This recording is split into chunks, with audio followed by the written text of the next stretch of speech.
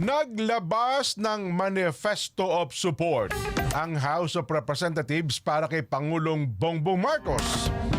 Muling pinagtibay ng mga mambabatas ang kanilang pangako na ipagtatanggol ang demokratikong institusyon at pambansang katatagan bilang pagkilala sa mga hamon na kinakaharap ng Pangulo at ng kanyang administrasyon. Nagkaisa po ang mga mababata sa pagdideklara ng kanilang matatag na suporta sa Pangulo at sa kanyang pananaw para sa isang bagong Pilipinas.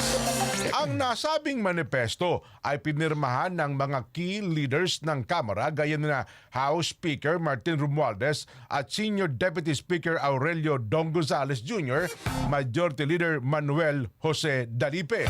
Binigyang diin dito ang kanilang pangangako sa pagtatanggol sa Pangulo na isang simbolo ng soberenya at pagkakaisa ng bansa.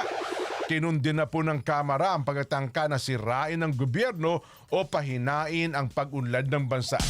Nanindigan naman sila sa pakikiisa sa Pangulo para maitaguyod ang konstitusyon na tinitiyak ang kapakanan ng mga mamamayan maging ang pangangalaga sa kinabukasan ng bansa.